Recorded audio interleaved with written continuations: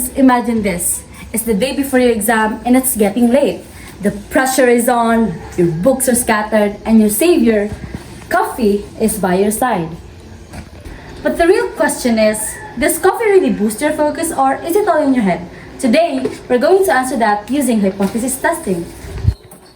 Of course, first, just one sip and boom! I'm ready to ace exams.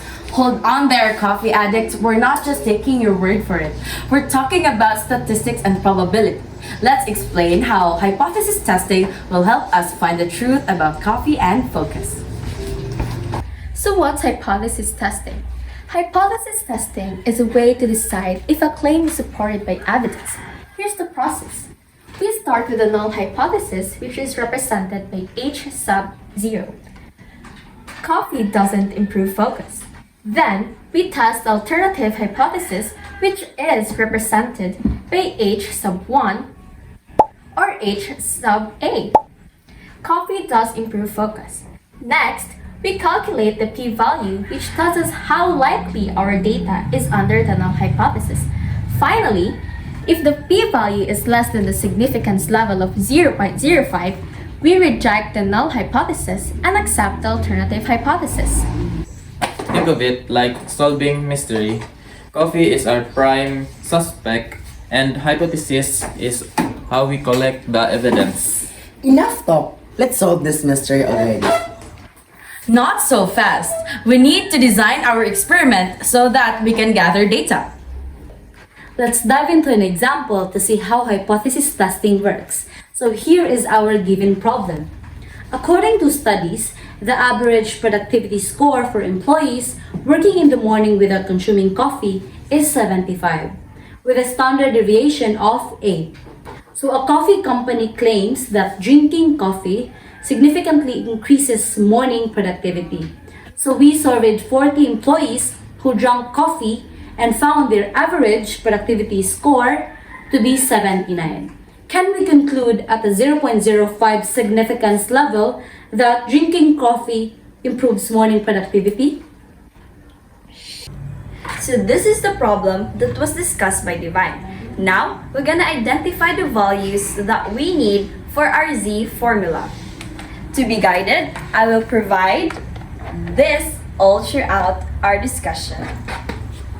Now first, we're gonna identify the population mean, which is equivalent to 79. And next, our mu, which is 75. Our standard deviation that was already given, which is equivalent to 8, and our N, which is 40 employees. So this is now the final values that we already identified. As you can see, it matches with the screen. So before we continue with the formula itself, we will now first read this. Our null hypothesis is equal to mu equal to 75. Coffee doesn't improve productivity. Our alternative hypothesis is mu is not equal to 75, which states that coffee improves productivity. Let's now calculate the C value using the values that we have identified earlier.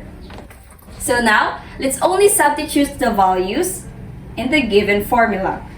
As Kate previously discussed and substituted the values needed for our z-test, we can now solve. In case you wonder why we use z-test rather than t-test, it's because the sample size of 40 is greater than 30. We can now solve. The value of our x-bar is 79. The value of our mu is 75. The standard deviation is 8. And the sample size is 40. So to solve that, 79 minus 75 equals 4. So 8 over square root of 40 is equals to 1.26.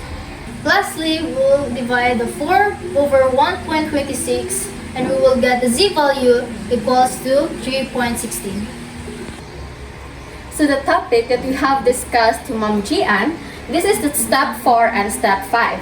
So the step 4 is to draw the curve.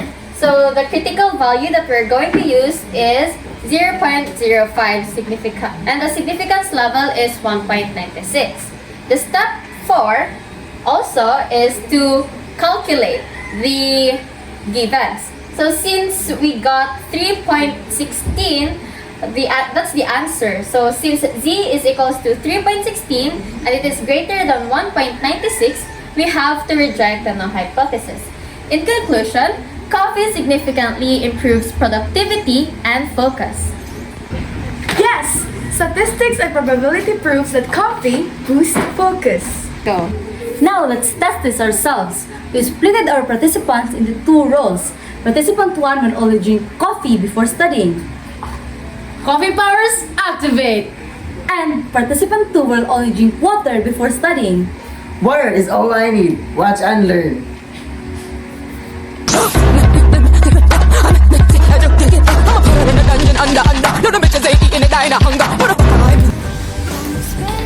After testing, Group A solved 8 problems, while Group B only solved 5. The p-value was 0.02 less than 0.05. Thus, we concluded that coffee improves focus. So, what did we learn? Coffee has a measurable positive impact on focus, supported by hypothesis testing. But moderation is the key. Too much coffee can cause jitters and backfire. Moderation? I'm invincible with coffee. That's how hypothesis testing isn't just about statistics and probability. It can also help us make better decisions in our everyday life. What's next? Test the effects of chocolate, music, and naps. Possibilities are endless.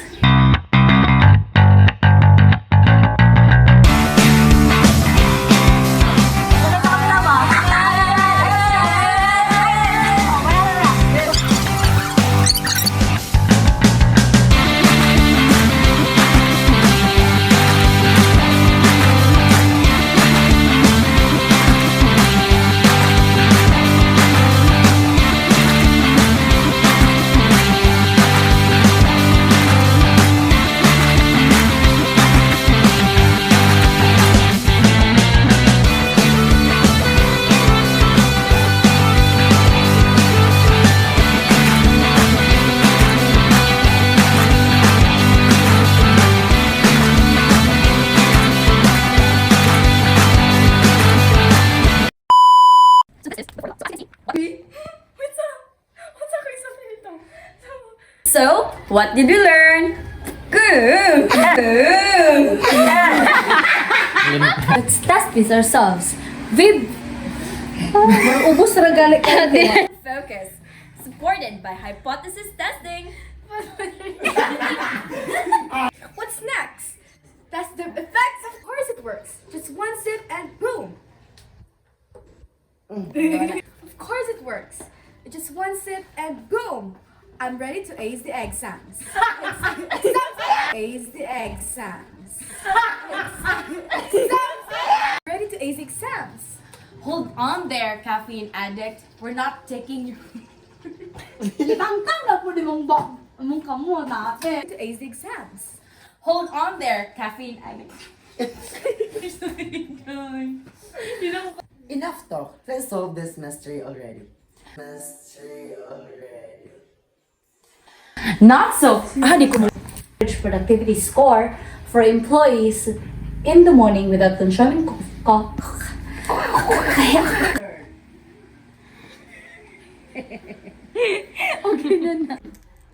So, Okay. what did we learn? Okay. Okay. Okay. Logic siya.